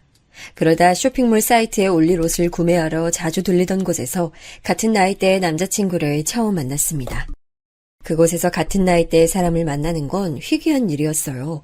그래서 남자친구와 저는 통성명을 한 후 생각보다 쉽게 친해졌습니다. 남자친구는 부모님이 옷가게를 하고 계신다고 하더라고요. 그리고 나중에 부모님 사업을 물려받을 생각인데 사업을 이어받기 전 밑바닥에서부터 경험을 쌓는 중이라고 했습니다. 저와 남자친구는 같은 업계에 종사해서 그런지 통하는 것도 많았고 서로 고충도 비슷해서 같이 밥 먹고 술 한잔하며 점차 서로 마음이 가까워졌습니다. 특히 제 눈에는 꼼수 한 번 안 부리고 성실하게 일하는 남자친구의 모습이 무엇보다도 정말 보기 좋았어요. 저는 보통 새벽에 나가 물건을 떼왔는데요. 그때마다 남자친구와 같이 만나서 물건을 떼려가곤 했어요. 남자친구는 언제나 시간 어기는 일 한 번 없이 성실하게 약속 장소에 나왔습니다. 한 번 정도는 새벽마다 나오는 게 피곤하다고 불평불만을 내비칠 법도 한데 그런 말이나 행동이 일절 없었어요. 그런 뚝심 있고 성실한 모습에 천천히 반했는데 남자친구도 저처럼 제가 열심히 일하는 모습에 반했다며 먼저 호감을 내비치더라고요. 그렇게 전 물 흐르듯이 자연스럽게 남자친구와 사귀게 됐습니다. 사귀게 된 이후에는 휴일마다 엄마와 저 남자친구가 다 같이 모여 밥도 몇 번 먹었습니다. 그때마다 엄마는 남자친구가 참 마음에 든다고 하셨어요. 제가 남자친구가 얼마나 좋은 사람인지 이야기해드려서 그런 게 아니라 남자친구의 행동과 태도를 보시고 하신 말씀이셨죠. 널 대할 때나 다른 사람들 대할 때 태도를 보니까 괜찮은 애 같네. 은수야, 넌 어떻게 하고 싶어? 엄만 진우라면 네 남편감으로 딱 맞을 것 같은데. 정말? 나도 진우라면 결혼해도 되겠다고 생각하고 있긴 했는데. 내가 엄마 닮아서 남자 보는 눈이 있나 봐. 그래, 엄만 네가 진우랑 결혼하면 언제 해도 상관없으니까 둘이 잘 얘기해봐. 저는 엄마의 결혼 허락이나 다름없는 말에 남자친구와 결혼하기로 마음먹었습니다. 그래서 여느 때와 다름없이 분위기 좋게 데이트하던 중 저는 먼저 남자친구에게 결혼 이야기를 꺼냈어요. 그랬더니 남자친구가 놀라면서 자신도 오늘 결혼 이야기를 할 생각이었다고 하는 게 아니겠어요? 그날 저와 남자친구는 서로가 서로에게 프로포즈하게 됐어요. 꼭 남자친구와 제가 운명적인 사랑이라고 생각될 정도로 행복했죠. 그런데 그 당시 저는 아직 남자친구의 부모님과 한 번도 만난 적이 없었고 잘 알지도 못했어요.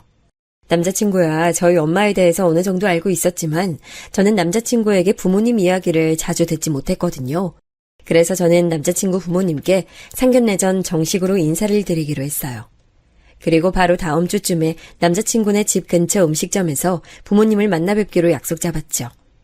그날 얼마나 긴장되던지 부모님께 드릴 선물을 들고 있던 손이 축축해질 정도로 땀이 나더라고요. 그런데 막상 도착해보니 약속 자리엔 어머니만 계시는 게 아니겠어요? 어서 와요. 우리 아들한테 말만 듣다가 이렇게 실물 보니 너무 좋네요. 내가 얼마나 보고 싶었나 몰라요. 안녕하세요, 어머님. 저도 정말 너무 뵙고 싶었어요. 근데 아버님께선... 아, 우리 박간 양반은 지금 가게에 일이 생겨서 그거 수습하느라고 같이 못 왔어요. 늦게라도 온다곤 했는데 아마 못 올 거예요. 우리 남편이 은수 씨 정말 보고 싶어 했는데 너무 아쉽네. 옷가게를 운영하고 계셨던 남자친구 부모님은 그날 가게를 일찍 닫고 오시려고 하셨대요. 그런데 약속 장소로 오시던 도중에 갑자기 급한 일이 생기시는 바람에 남자친구의 아버지께서는 일을 수습하러 가셨고 남자친구의 어머니께서만 약속 자리에 나오셨던 거예요. 저는 약간 신경 쓰였지만 어쩔 수 없는 일이니 그냥 좋게 생각하기로 했어요. 다행히 분위기는 정말 좋았어요. 식사하는 내내 남자친구의 어머니께서 제가 불편하지 않도록 신경 써주시고 배려해 주시는 게 느껴졌어요. 게다가 남자친구가 자기 어머니를 공손하게 대하는 모습도 정말 보기 좋았죠. 전 이런 사람들과 가족이 된다면 정말 행복하겠구나 생각했어요. 물론 남자친구의 아버지께선 약속 자리에 계시지 않아 어떤 분인지 알 수 없었지만 남자친구와 남자친구의 어머니를 보면 아버님도 분명 괜찮은 분일 거라 생각했습니다. 식사를 마치고 집에 돌아온 저는 남자친구와 결혼하고 싶은 마음이 더 커졌어요. 그래서 저는 남자친구에게 최대한 가까운 날을 잡아 상견례를 하는 게 어떠냐고 제안했어요. 제 말에 남자친구도 좋은 생각이라 동의했고 그렇게 우리는 이 이야기를 각자의 부모님께 말씀드리기로 했습니다. 다행히 저와 남자친구의 제안을 양측 부모님들께서는 흔쾌히 동의해 주셨습니다. 그 후 상견례 날짜를 정하고 약속 장소 예약도 다 마쳤을 때까지는 모든 게 순조롭게 흘러가는 듯 했어요. 약속 당일은 날씨도 좋았고 차도 안 막히고 모든 게 다 도와주는 기분까지 들었죠. 약속 장소는 큰 한정식 집이었는데 예약해둔 방 앞에서 엄마가 많이 긴장하셨는지 방에 들어가기를 주저하시더라고요. 은수야, 엄마 괜찮아 보여? 우리 은수 시부모님들 분들한테 잘 보여야 될 텐데. 엄마, 난 그 나이 때에 엄마만큼 예쁜 사람 본 적이 없어. 걱정하지 말고 이제 들어가자. 엄마 닮아서 예쁜 딸인데 어련히 예뻐하시겠지. 그래, 우리 딸 이렇게 예쁜데 당연히 예뻐하시겠지? 하지만 그 생각은 상견례 자리에 들어서자마자 산산조각 났습니다. 이런 걸 악연이라고 하는 걸까요? 엄마와 저는 방문을 열자마자 서로 약속이라도 한 듯 발이 멈췄어요. 아니, 몸이 굳었습니다. 그곳엔 상견례 자리에서 절대 만날 리가 없다고 생각한 사람이 앉아 있었어요. 그 사람은 바로 엄마와 제가 식당을 하고 있었을 때 엄마 머리에 국밥을 쏟아버린 진상 남자 손님이었습니다. 그 손님이 제 남자친구의 부모님 자리에 앉아 있더라고요. 저와 엄마를 본 그 남자도 우리가 누군지 알아본 건지 점차 표정이 일그러졌습니다. 아들의 상견례 자리에서 자신이 국밥을 붓고 모욕을 준 사람과 만날 거란 생각을 단 한 번도 해본 적 없었겠죠. 전 표정 관리가 되지 않아서 웃지도 못하고 제게 다가오는 남자친구에게만 인사를 했을 뿐 아무 말도 하지 않았습니다. 그건 우리 엄마도 마찬가지였어요. 엄마는 얼굴이 새하얗게 질려서 꼭 금방이라도 기절하실 것 같이 보였어요. 게다가 잘 보니까 식탁 밑에 곱게 포개어 놓은 손까지 덜덜 떨고 계시더라고요.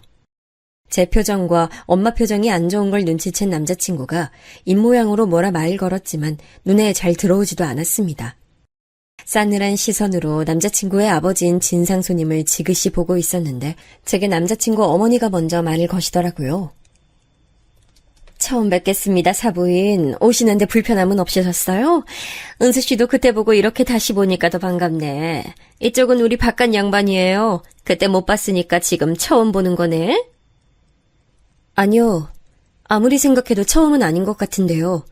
처음 뵙는 분이라고 하기엔 제가 너무 잘하는 분인 것 같아서 말이에요. 남자친구의 어머니께서 말을 건네셨지만 저는 오로지 그 진상 손님만 노려보면서 대답했어요. 그러자 뭔가 낌새를 눈치채신 남자친구 어머니께서 다시 제게 말하셨죠. 어머, 그게 무슨 말이에요? 우리 남편하고 아는 사이예요? 제 의문스러운 말에 남자친구도 절 의아하게 쳐다봤고 남자친구 어머니도 무슨 말인지 모르겠다는 얼굴로 되물으시더군요. 그래서 저는 그 손님 얼굴을 빤히 보면서 말했어요. 네, 아는 사이죠. 아주 많이 말이에요. 이보세요. 혹시 저만 놀란 거 아니죠? 제가 보기엔 그쪽도 꽤 많이 놀라신 것 같은데 세상 참 좁네요. 여기서 이렇게 뵙게 될 줄은 몰랐는데. 그게 무슨 말인지 난 잘 모르겠는데. 반말하지 마세요. 아직도 당신이 온갖 진상짓 해도 상관없는 국밥집 손님인 줄 아세요? 지금 엄마랑 저 여기에 국밥집 주인으로 와 있는 거 아니거든요? 누가 상견례 자리에서 예의 없고 몰상식하게 반말을 해요? 자기야, 갑자기 우리 아버지한테 왜 그래? 자기, 이전에 내가 했던 얘기 기억나? 우리 엄마 국밥집 할 때 봉변당했던 일. 내가 지금 말하면서도 믿기질 않는데, 와, 그때 엄마한테 국물 부은 진상 손님, 지금 여기 계신 자기 아버지야. 뭐? 그게 정말이야? 아버지, 그게 정말이에요? 연애 초반의 남자친구는 제게 궁금한 게 많았어요. 저는 그런 남자친구가 너무 귀여워 저에 대해 이것저것 물어볼 때마다 전부 다 말해줬는데요. 그중엔 제가 쇼핑몰을 하기 전에 엄마와 국밥집을 했던 이야기도 있었어요. 그때 전 남자친구에게 엄마와 제가 이전에 국밥집 하면서 겪은 최악의 진상 손님에 대해 털어놓은 적이 있었는데 남자친구는 그 일에 대해서 듣고는 마치 본인이 직접 겪은 일처럼 절 대신에 엄청 화를 내줬어요. 세상에 아직도 그런 손님이 있냐고, 식당에 와서 그렇게 갑질하는 사람은 아주 질 나쁜 사람이라고 욕까지 하면서 화를 냈었는데 알고 보니 그 사람이 바로 본인 아버지였던 거죠. 그러니 제 말을 듣고 얼마나 당황했겠어요. 남자친구가 당황하는 사이 그 진상이 다시 입을 열더라고요. 아니, 지금 시간이 얼마나 지났는데 옛날 일을 끌어오나? 젊은 사람이 옛날 일은 과거에 묻어두고 현재를 봐야지. 그리고 내가 그랬던 건 다 이유가 있어서 그랬던 거잖아. 이유요? 가게 마감 시간이 넘었으니 이만 나가달라고 했던 게 잘못이에요? 그게 사람 머리에 국물 부어버릴 만큼 잘못이에요? 그리고 옛날 일이라고요? 우리 엄마는 아직도 뚝배기만 보면 흠칫 놀라요. 그 옛날에 당신이 머리에다 국물 부어버린 탓이에요. 그리고 과부가 만든 음식은 더러워서 안 먹는다고 우리 엄마한테 막말도 했잖아요. 그 말이 얼마나 상처받았는지 아세요? 그게 사람이 할 말입니까? 저 이 결혼 못해요. 아니, 안 해요. 세상에서 가장 증오스러운 사람을 시아버지로 모시고 살 수 없어요. 엄마, 가자. 저는 말을 끝내고 엄마 손을 잡고 일으켰습니다. 우리가 나가려고 하자 남자친구 아버지인 그 진상이 한마디를 안 지고 말하더라고요. 에이씨, 차라리 잘 됐네. 저런 싹수 없는 며느리 나도 우리 마누라한테도 필요 없어. 그리고 딸은 어미 팔자 담는다는데 괜히 결혼시켰다가 우리 진우 일찍 죽기라도 하면 어떡해? 에이, 재수가 없으려니원. 나도 너네 같은 사돈 필요 없어요. 뭐?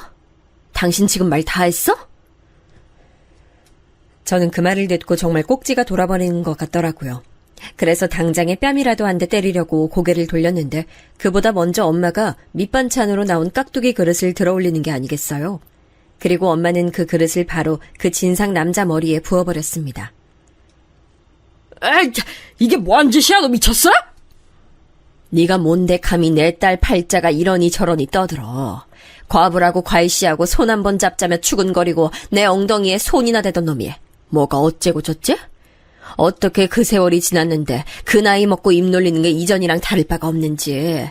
네 아들 팔자도 눈에 훤하다 훤해. 이런 무식하고 쌍스러운 집은 내 쪽에서 먼저 사양이야. 내 금쪽같이 귀하게 키운 딸 너 같은 집에 보낼 것 같아? 너희가 아무리 매달려도 내 딸 절대 안 보내. 엄마의 고함에 남자친구의 어머니도 놀란 건지 버벅거리며 말씀하시더라고요. 어머머, 아니 옛날에 무슨 일이 있었는지 잘은 모르겠지만 지금 너무한 거 아니에요? 무슨 말을 그렇게 해요? 서로 마음 상한 일이 있으면 차분히 말하면서 풀어나가야지. 먼저 싹수도 없다 재수도 없다 막말한 게 누군데요. 그리고 너무하다고요? 지금 너무한 사람이 누군데요. 우리 엄마 10년 넘게 괴롭혀놓고 지금도 짐승만도 못하게 말하는 사람이 너무한 거죠? 아이, 이게 얼마짜리 옷인지나 알아? 내가 너희들 다 고소할 거야, 알겠어? 저는 엄마한테 손 찍어 마려고 일어나는 그 사람의 앞을 가로막아서며 소리쳤습니다. 그깟 옷 얼마나 한다고. 고소하려면 해요. 다 보상해 줄 테니까. 근데 우리도 그냥 넘어가진 않을 거예요. 그때 당신이 가게에서 진상 부린 거 CCTV 영상으로 다 남아 있어요. 우리도 그걸로 당신 고소 진행할 테니까 어디 한번 법대로 해보자고요. 그렇게 소리친 저는 남자친구에게 인사도 하지 않고 엄마와 같이 나왔습니다.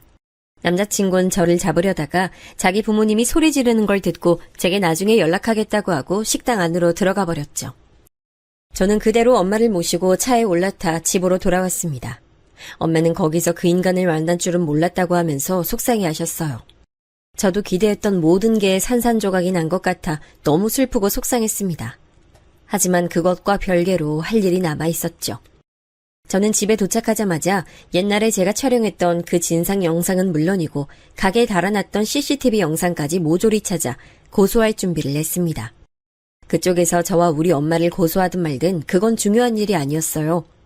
이전엔 고소하지 못한 이유가 있었지만 지금의 저로선 참을 이유가 없었으니까요.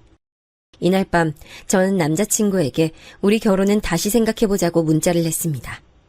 사실 다시 생각해보자고 했지만 저는 여기서 남자친구와 제 연은 완전히 끝이라는 걸 느끼고 있었습니다. 남자친구는 제 문자를 받고 제 집 앞으로 찾아왔지만 전 만나지 않았죠. 아직 사랑하고 있었지만 얼굴을 보면 그 무례한 아저씨의 얼굴이 떠올라 너무 괴로웠어요. 제가 만나주지 않자 끊임없이 전화를 걸었습니다. 한참 고민한 끝에 저는 대화로 인연을 정리하는 게 맞다 판단했어요. 그래서 전화를 받았습니다. 하지만 통화는 정말 실망스러웠어요. 저는 남자친구가 우리 결혼에 대해 이야기할 줄 알았지만 그는 결혼을 다시 생각해보자 했던 제 말보다 다른 말이 더 중요했나 봐요. 은수야, 그런 일이 있었다면 나와의 결혼을 다시 생각해볼 수 있지. 나 네 마음 다 이해해. 근데 나 정말 궁금해서 물어보는 건데 그게 정말 우리 아버지가 맞아? 너 지금 그게 궁금해서 나한테 연락한 거야? 그래, 궁금하긴 하겠네. 그럼 내가 영상 하나 보낼 테니까 그거 보고 너 스스로 판단해. 전화를 끊고 저는 그간 남자 진상이 저와 엄마를 괴롭혔던 행적이 담긴 영상들을 보냈습니다. 웃기게도 그 영상을 본 뒤로 제게 더 이상 연락하지 않더군요. 그 아저씨의 얼굴이 아주 선명하게 나온 영상으로 보냈으니 할 말이 없어진 것이겠죠. 그러다 몇 달 뒤 다시 연락이 왔습니다. 제가 보낸 고소장을 받고 합의를 원한다는 연락이었어요. 제가 별다른 답을 하지 않자 직접 우리 집으로 찾아와 엄마에게 남자친구가 무릎 꿇고 사과했습니다. 제가 부모님 대신해서 사과하겠습니다. 마음에 차지 않으시겠지만 몇 번이고 무릎 꿇고 빌게요. 제발 고소 취하해 주시면 안 될까요? 왜 자네가 나한테 미안해하고 대신 사과를 하나? 당사자는 뭐하고? 직접 와서 사과하기 전엔 고소 취하는 절대 없어. 그럼 제가 아버지 모시고 올게요. 그리고 사과드릴게요. 그러니까 제발 절 봐서라도 한 번만 고소 취하해 주시면 안 될까요? 됐어. 난 더 할 말 없으니 돌아가게. 엄마의 단호한 말에 남자친구는 아무런 소득도 없이 돌아갔습니다. 그리고 며칠 뒤 정말로 자기 부모님이랑 같이 우리 집을 찾아오더라고요. 그 진상 아저씨는 집 앞에서 우물쭈물하다가 본인 아내가 얼른 들어오라 타박하니 그제야 집 안으로 들어오더군요. 남자친구 어머니 표정을 보아하니 한바탕 말싸움이라도 했나 봐요. 아무래도 과부라고 사람 괴롭히고 무시하던 인간이 자기 남편이라는 게 부끄러웠나 보죠. 그날은 제가 아무것도 몰라 실례했습니다. 많이 기분 상하셨죠? 저희 남편도 그날 일 많이 반성하고 있답니다. 여보 뭐해? 얼른 사과드리지 않고. 남자친구 어머니와 남자친구가 그 아저씨의 등을 떠미니 그 사람은 머뭇거리다 한마디 했습니다. 그땐 내가 미안했습니다. 하지만 그때 나한테 그런 식으로 말하니까 나도 모르게 열이 받아서 그랬던 거지 나쁜 뜻은 아니었습니다. 뭐라고요? 지금 그게 사과하는 태도예요? 나쁜 뜻은 없긴 뭐가 없어. 이게 무슨 엎드려 절받기도 아니고. 그딴 소리 할 거면 당장 가요. 꼴 보기 싫으니까 당장 돌아가. 엄마는 아저씨의 사과 같지 않은 사과에 머리 끝까지 화가 나셨어요. 하지만 남자친구의 부모님이 사과를 받아줄 때까지 가지 않겠다고 거실에 앉아서 버티는 거예요. 그 모습을 본 엄마는 그들에게 굵은 소금을 가져와 한바탕 뿌려댔습니다. 온 힘을 다해서 뿌려대는 소금 맛을 보곤 그들은 그제야 비명을 지르며 집을 뛰쳐나갔습니다. 당연히 고소를 취하하는 일도 없었죠. 사실 고소는 아직 진행 중인데 명예훼손죄, 모욕죄가 합쳐져서 벌금이 크게 나올 것 같습니다. 기록도 남을 거라고 봐요. 저는 남자친구 부모가 어렵사리 얻은 기회를 이런 식으로 날려먹은 것에 기가 찼습니다. 그런 부모 밑에서 남자친구가 어떻게 성실하게 자랐는지 의문스러울 정도였어요. 어쩌면 남자친구에게도 제가 모르는 나쁜 면이 있었던 건 아닐까 하는 생각도 듭니다. 어쨌든 그날 이후로 연락은 물론 연도 완전히 끊어졌습니다. 들리는 바로 남자친구는 일하던 곳을 그만두고 다른 곳으로 가버렸다고 하더라고요. 이제 안부는 더 알고 싶어도 알 길이 없게 됐어요. 하지만 속이 홀가분해요. 아무리 사랑하는 남친이라 할지라도 저는 우리 엄마에게 그렇게 나쁜 짓을 한 사람을 시부모로 모시고 살 순 없으니 차라리 이렇게 연이 끊긴 게 다행이라고 생각합니다. 엄마는 한바탕 앵마기한 셈 진짜고 하면서 다시 쇼핑몰 모델 일에 집중하고 계세요. 제가 넌지시 기분은 어떠냐 여쭤보니 엄마께선 시원하고 속상하다고 하시더군요. 엄마, 네가 좋은 남편감 만났는데 혹시 나 때문에 결혼 못한 거면 어떡하나 좀 속상하고 그래. 그게 무슨 소리야 엄마? 난 엄마를 그렇게 대한 사람들과 가족이 되고 싶지 않은데? 차라리 그럴 바에 평생 노처녀로 엄마 곁에 붙어서 여행 다니면서 살래. 그건 절대 안 된다고 말씀하셨지만 표정은 그렇게 나빠 보이지 않았어요. 요즘 워낙 흉흉한 뉴스가 많이 나오니 차라리 혼자 사는 것도 나쁘지 않다고 엄마가 말씀하신 적도 있으셨거든요. 아, 그날 이후 딱 한 번 재판 때문에 그 아저씨를 다시 만난 적이 있어요. 저는 그래도 그 진상이 조금이나마 본인의 잘못을 깨닫고 뉘우치고 있지 않을까 생각했는데요. 크나큰 착각이었습니다. 그 진상은 재판장 앞에서도 손님은 왕인데 감히 식당 주인이 손님을 나가라고 하는 게 말이 되냐며 진상 부리더라고요. 오죽하면 재판장이 조용히 하라고 몇 번이나 주의를 시켰습니다. 그 진상은 본인 아내랑 같이 왔는데 아내분이 너무 부끄러워하셨던 게 기억납니다. 재판이 끝나고 밖에 나와서도 그 진상은 자기는 잘못이 없다고 고래고래 소리 질렀어요. 아내가 제발 조용히 좀 하라고 해도 말이에요. 아내분이 모자를 푹 눌러쓰고 고개도 못 드시던데 그 부분은 좀 측은했습니다. 본인 잘못도 아니고 남편 잘못으로 법원을 왔다 갔다 하는 게 많이 창피한 것 같았어요. 저와 엄마가 법원에서 나왔을 때 법원 앞에서 그 진상과 아내가 싸우는 걸 봤는데요. 지나가면서 들은 바로는 이혼 이야기가 나오더라고요. 아무래도 이번 고소건으로 두 사람 사이가 많이 안 좋아진 것 같았어요. 차라리 엄마에게 사과하러 온 날 제대로 사과만 했어도 이 정도까지 오지 않았을 텐데 말이에요. 하늘이 준 기회를 놓친 거나 다름없죠. 저는 이번에 고소가 다 끝나고 나면 엄마랑 함께 또 여행을 다녀올 생각입니다. 가서 스트레스도 잔뜩 풀고 10년간 참고 살았던 그때 기억을 훌훌 털어낼 거예요. 그땐 절박해서 아무리 힘들어도 그 손님 쌍놈 짓을 참을 수밖에 없었지만 이젠 그렇지 않아도 돼서 얼마나 좋은지 몰라요. 그리고 쇼핑몰 운영하다 보니 알게 된 사실인데 진상은 마냥 받아주고 먼저 굽히고 들어가면 더 혹독하게 사람을 괴롭히더라고요. 아마 그래서 그 진상도 우리 엄마를 그렇게나 괴롭혔던 게 아닐까요? 그러니까 혹시라도 악성 소비자의 행패 때문에 스트레스 받으시는 분들 계시다면 참지 말고 법의 도움 받으시길 바랍니다. 그 편이 심신 안정에 도움이 되더라고요. 그럼 이야기 들으신 모든 분께서 진상 만나지 않고 행복하셨으면 좋겠습니다. 들어주셔서 감사해요.